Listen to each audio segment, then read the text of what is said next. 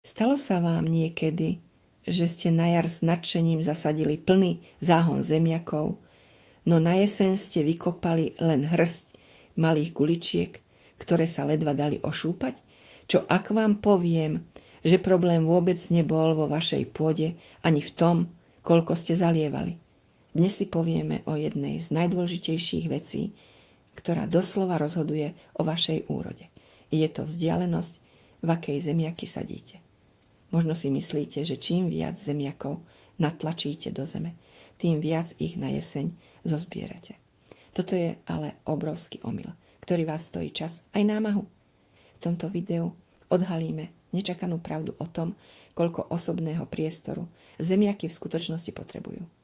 Zostaňte so mnou až do konca a sľubujem vám, že vašu ďalšiu úrodu vám budú susedia len ticho závidieť.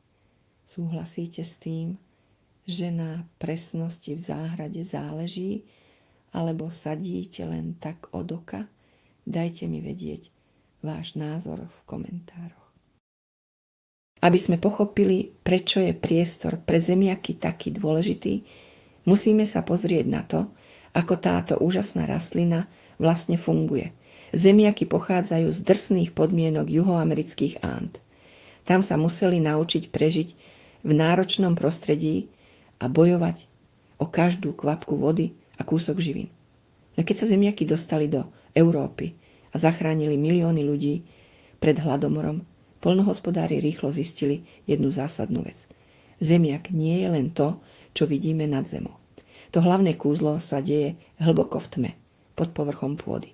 Rastlina tam vytvára rozsiahly koreňový systém a na ňom tzv. Stolony, na ktorých sa tvoria samotné hľuzy. Tieto hľuzy potrebujú na svoj rast obrovské množstvo energie, vody a priestoru.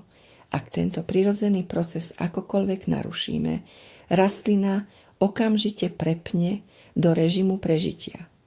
A to je presný moment, kedy začína hrať hlavnú rolu pravítko a vaša trpezlivosť pri sadení. Poďme sa najskôr pozrieť na to, čo sa stane, keď zemiaky zasadíte príliš blízko seba. Mnoho začínajúcich záhradkárov si myslí, že hustejšia výsadba znamená logicky väčšiu úrodu. Je to predsa matematika, však omyl. Predstavte si, že by ste do malého osobného auta chceli posadiť 10 dospelých ľudí. Nikto z nich by sa necítil pohodlne, nemali by vzduch a cesta by bola katastrofou. Presne to isté sa deje pod zemou. Keď sú sadenice príliš blízko, ich korene sa začnú navzájom prepletať. Nastáva krutý boj o obmedzené zásoby vody, dusíka a draslíka v pôde. Žiadna rastlina nezíska dostatok živín na to, aby dokázala vytvoriť veľké a zdravé hľuzy. Výsledkom tohto súboja je síce veľký počet zemiakov, ale všetky budú mať veľkosť vlašského orecha. Navyše, hustý porast nad zemou vytvára dokonalé prostredie pre šírenie vlhkosti, čo je priama pozvánka pre plesne. Takže zbavme sa tohto mýtu raz a navždy. Viac sadeníc na malom kúsku zeme vám bohatú úrodu určite neprinesie. Prinesie vám len frustráciu pri čistení malých zemiačikov. Teraz si možno poviete, že ak je problémom hustota, tak zemiaky jednoducho zasadíte veľmi ďaleko od seba.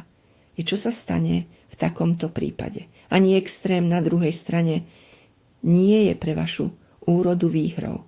Ak necháte medzi rastlinami príliš veľké medzery, doslova mrháte cenným priestorom vo vašej záhrade.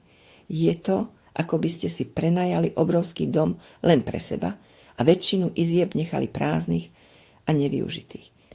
Príroda ale neznáša prázdny priestor. Ak jej ho ponúknete, okamžite ho zaplní niečím iným.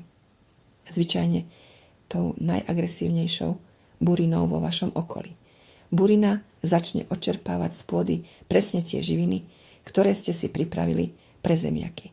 Ďalším veľkým problémom je odparovanie vody. Zemiakové listy zvyčajne fungujú ako prirodzený slnečník. Keď sú zasadené v správnej vzdialenosti, ich listy sa prepoja a zatienia pôdu, čím v nej udržia vlhkosť. Pri obrovských rozostupoch slnko pečie priamo na hlinu, tá rýchlo vysychá a stvrdne na kameň. Vy tak musíte oveľa častejšie zalievať a neustále bojovať s burinou. Takže, aká je tá zlatá stredná cesta? Kľúčom k úspechu je nájsť presný balans, ktorý rastlinám poskytne dostatok priestoru na rast, ale zároveň im umožní spolupracovať pri ochrane pôdy. Pre väčšinu štandardných odrôd zemiakov je ideálna vzdialenosť v riadku 30 až 40 cm.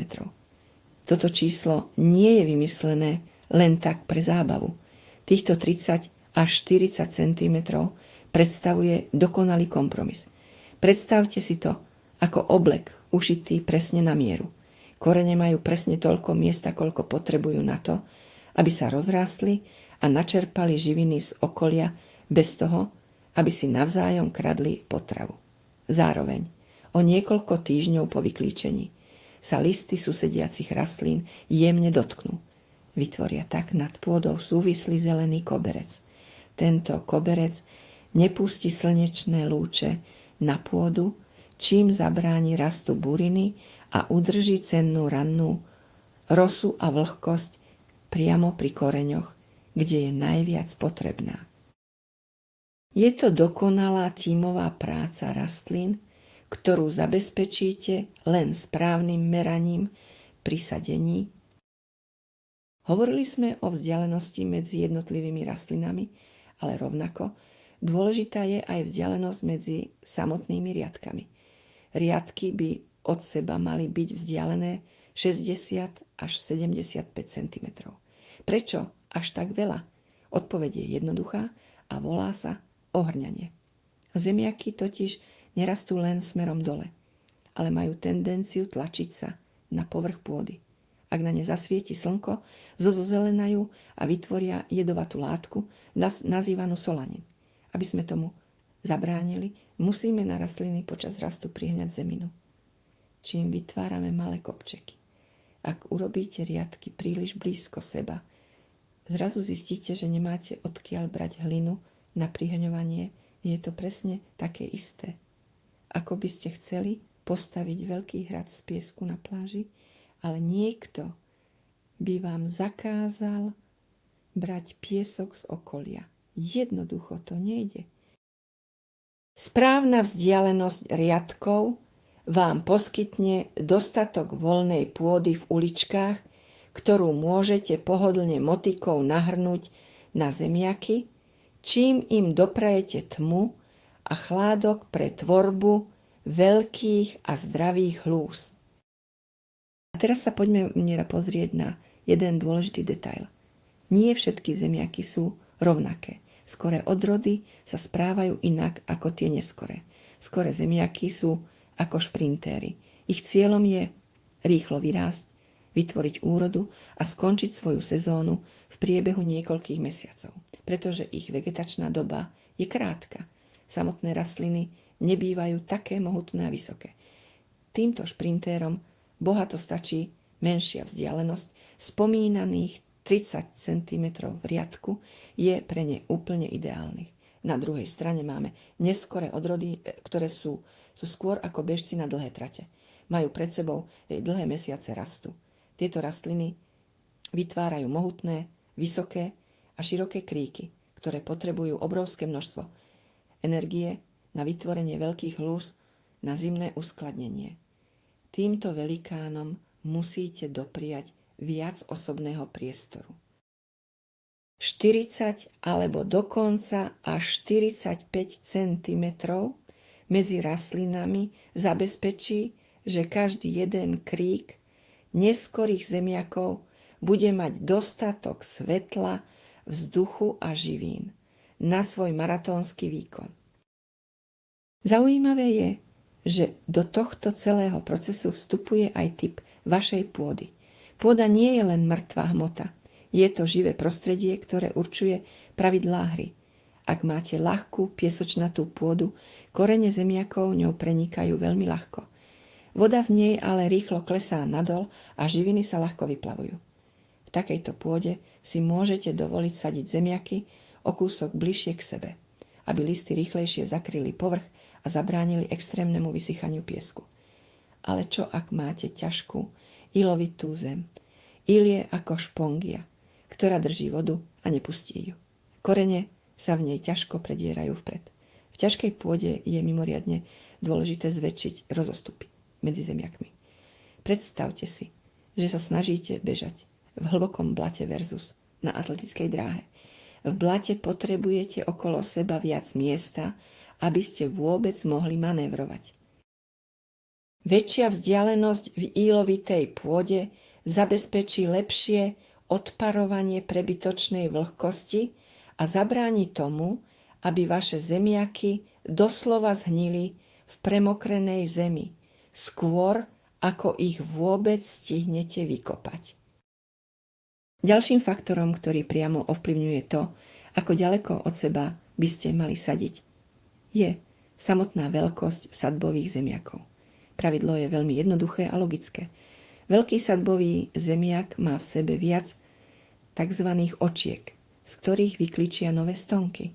Viac stoniek znamená mohutnejší ker a logicky aj väčšie množstvo malých zemiakov pod ním. Je to ako veľká rodina, ktorá potrebuje veľký dom s viacerými izbami. Ak sadíte zemiaky vo veľkosti slepačieho vajca alebo väčšie, bezpodmienečne im dajte viac miesta. Menším sadbovým zemiakom stačí menší rozostup. Mnoho záhradkárov veľké zemiaky pred sadením zvykne prerezávať na polovice. To je skvelý trik, ako ušetriť sadbu. Ak to robíte, nezabudnite reznú ranu nechať pár dní zaschnúť, aby ste predišli hnilobe. Takéto prerezané polovice sa potom správajú ako menšie sadbové zemiaky a môžete ich pokojne sadiť o trochu bližšie k sebe, pretože z nich vyrastie menej stoniek. Na záver sa musíme porozprávať o veci, ktorej sa bojí každý pestovateľ, a to sú choroby. Správna vzdialenosť pri sadení nie je len o veľkosti úrody. Je to vaša najlepšia a najlacnejšia zbraň proti zákernej plesni zemiakovej. Táto pleseň miluje vlhké, teplé a nehybné prostredie.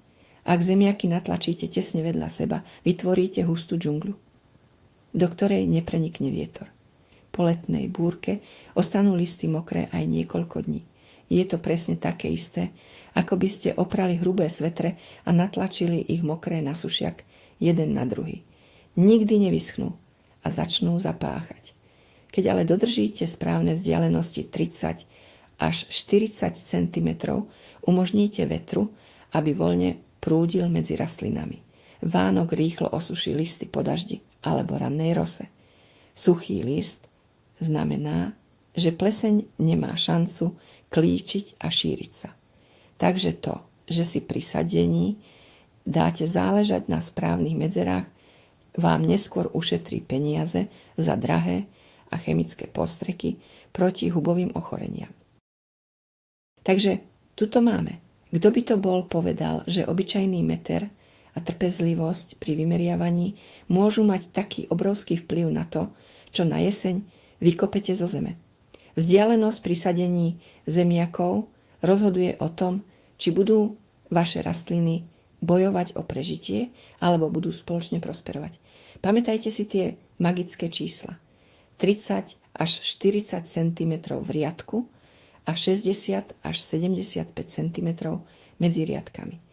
Prispôsobte to podľa toho, či sadíte skore šprintéry alebo neskorých maratóncov. A berte do úvahy aj typ vašej pôdy.